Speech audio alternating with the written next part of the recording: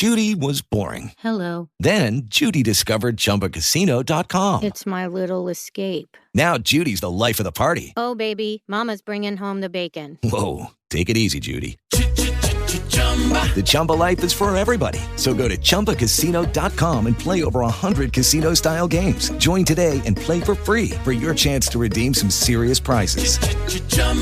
ChumbaCasino.com. No purchase necessary. Void where prohibited by law. 18 plus terms and conditions apply. See website for details. Doing great, buddy. How are you? Excellent. Are you guys on the road? We are. Yeah, we're finishing up the last leg of the tour. We're in Austin, Texas today. Cool. And then it's off to San Antonio. So you did Austin city limits? Tonight we will, yeah. Cool, yeah. Just right down I-35. You go through New Braunfels, which is a pretty interesting place. Okay. Cool. Yeah. Very nice. So how's this tour been going? It's been great, man. We've had a lot of fun. The shows are going well. We're a little tired, but to be expected. But the shows have been great. Yeah, you'll get a nice little break there towards the end of the year, and then you're off to Cancun in January, it looks like. That should be an interesting show over there, and weather's very nice there in January. In Cancun? Yeah. I think I've been there once before, Cancun. I'm not really that familiar with it. Yeah, we're doing the Hootie Fest, or whatever it's called. Nice. I remember you guys played over here at Brookhaven. That's a lot of gigs here in Atlanta. That was really fun. So how's it going with Switchfoot? I'm like a very healthy brotherhood out here on the road. Yeah, it must be nice when you're a double bill and you just kind of just share the stage and have a good time. So the new album, when was this recorded? You did this all in Atlanta?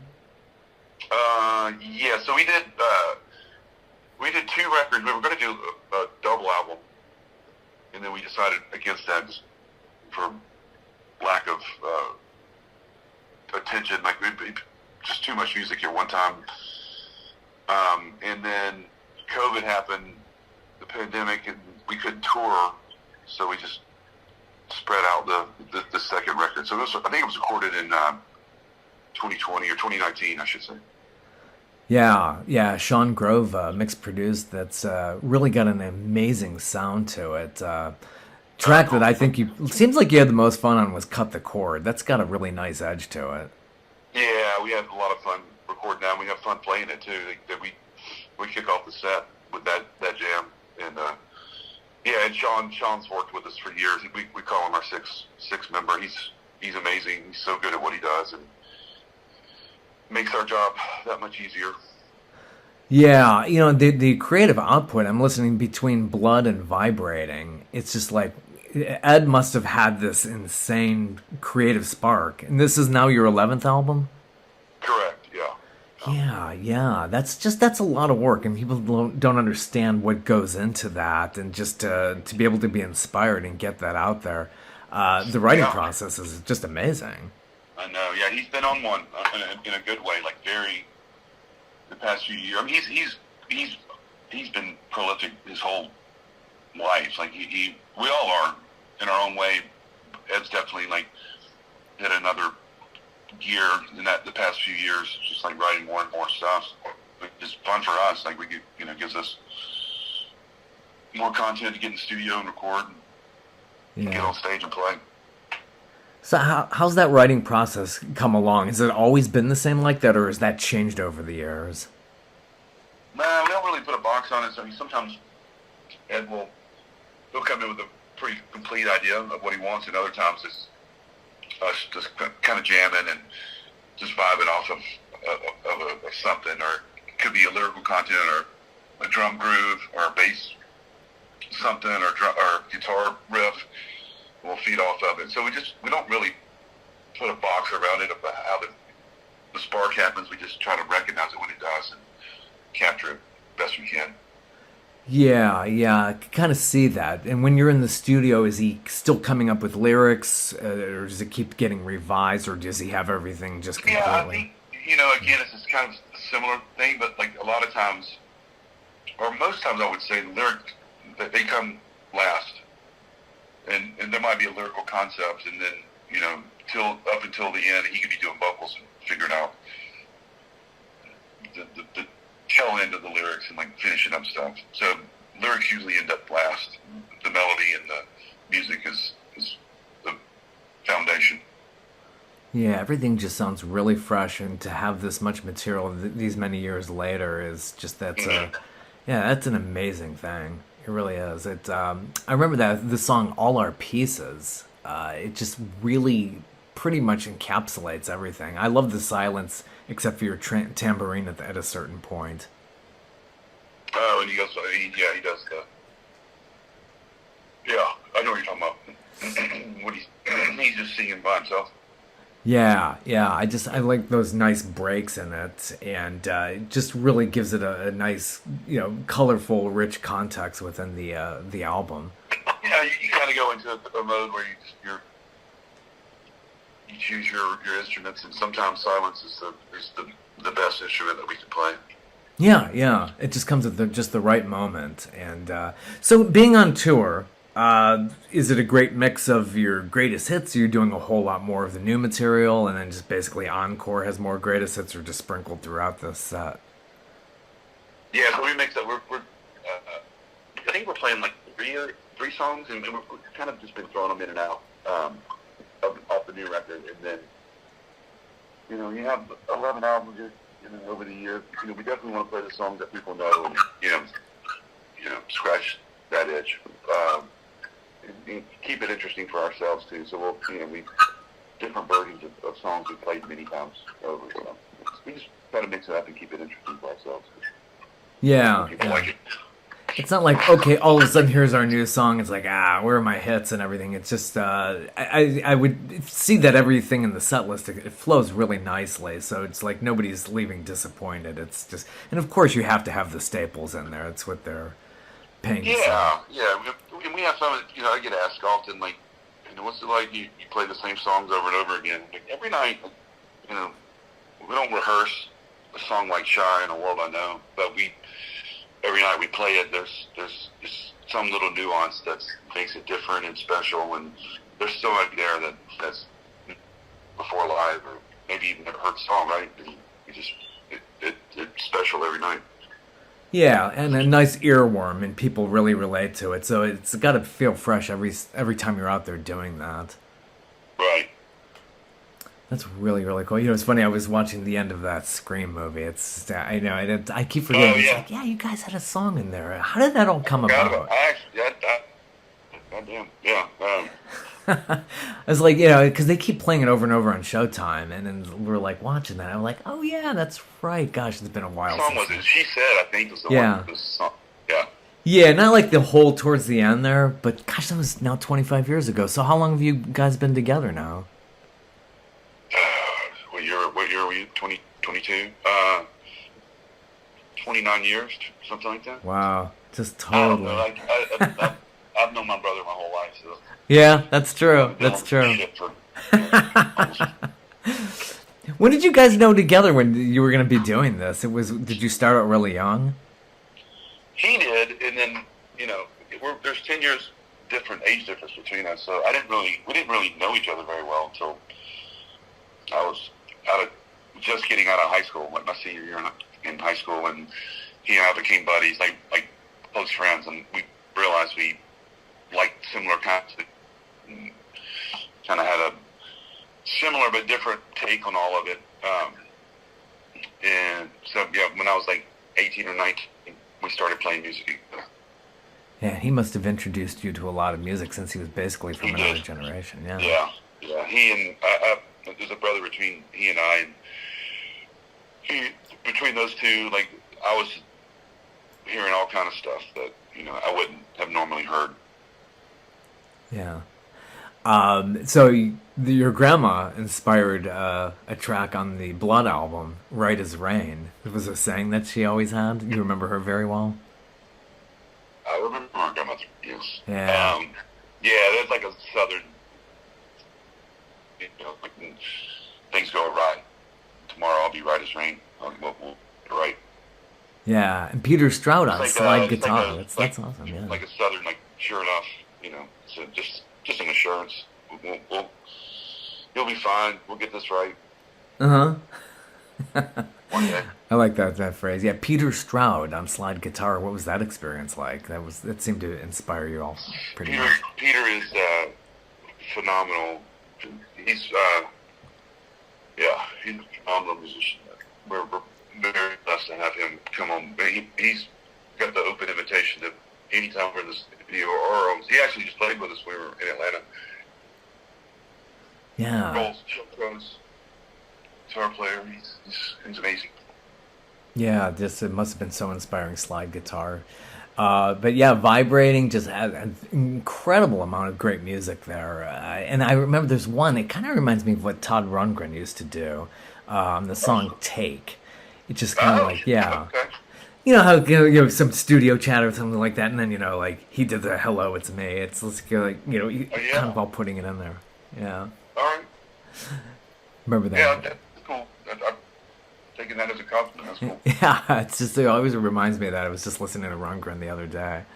That dude, he did so much stuff that people don't even really know. He's a little bit under, not musicians, but he's definitely under the radar. Yeah, he always was. And he kind of always had that chip on his shoulder with the Rock and Roll Hall of Fame, which we all know is incredibly political. But, yeah. Oh, it's a fucking... yeah. And you guys were just in Cleveland. I grew up in Cleveland, so I always remember when they were starting all that. Yeah, we were there a month or so ago. Yeah. I love Cleveland. Yeah. Yeah, it's you know, and the hall is nice and everything. I was there when it opened up in #95 and went to that show. Springsteen, Johnny Cash, all those people were there. It was just really cool show. Cool, yeah. You know what, I'm going to say I've never been. Yeah, it's interesting. Something, you know, knock off the bucket list there. Yeah. I'll get there. Yeah. So are you in Atlanta very much since... I think you said you were out in San Diego most of the time? I'm in San Diego, yes. Yeah. I mean, I'm in Atlanta enough. And I'll leave it there. Yeah, you have your time here and everything, but yeah, nothing compares to San Diego. Yeah. Enough time at Edible Studios. So you recorded at 2 different studios with Vibrating. Is there a reason why you go to 2 different studios? Just one offers more than the other? No, I think it's just situational. Like, most times these days, we will pick a place in like a destination. Like we're going to go in January of this year, this coming year. The Palm Springs. Oh, cool.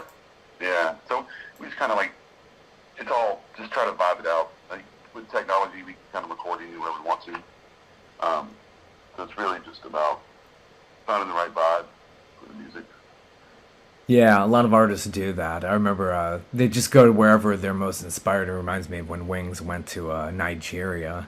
They had some experiences there. So it's just like, yeah, wherever the vibe takes you. That's really cool. So Ed must have a briefcase full of more lyrics, and you're ready to go for another? Yeah.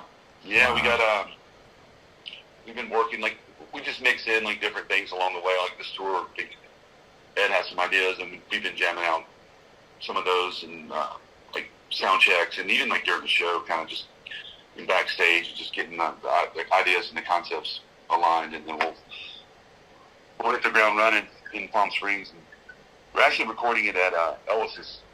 Ellis had 2 houses. He had a house in Graceland when he died. He had Graceland and one house in Palm Springs. Oh, I didn't know that. Yeah. It's the only other house he owned. And then we became friends with the guy who owns the house.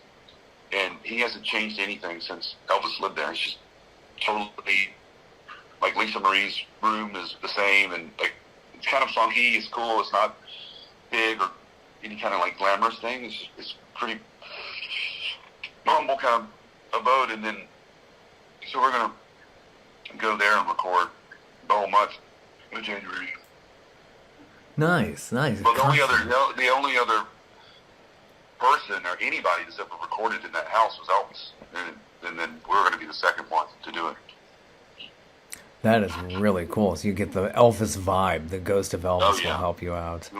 Get as much as we can. I love that motherfucker so much. Oh, yeah. Did you see that Elvis movie that just came out? I thought it was great. Yeah. Yeah. I did. I was a little concerned because of the Baz Luhrmann. Like some of his movies are just too over the top, or Right. too whatever. And I felt like this one was not. But that's just my opinion. I mean, you obviously have a different take, but I thought it was great. That kid was a great, and that's a tough role to play, by the way. Yeah, it totally is. I think he did well. I think Tom Hanks was a bit over the top with the Colonel Parker view and the imitation there. Uh-huh. But yeah, that's the thing about Baz Luhrmann. It could be kind of like over the top, cheesy-ish kind of way. But yeah, good performance. You go into like the Moulin Rouge and all that stuff. It's like it's too musical, right? Like that shit that it never worked for me. But this one, he let the character speak for itself without going too over, in my opinion, too far over the top. Yeah, that's the way it works sometimes. That's when you put together a film like that. But that's great, So the concept, how long do you think this next project would take?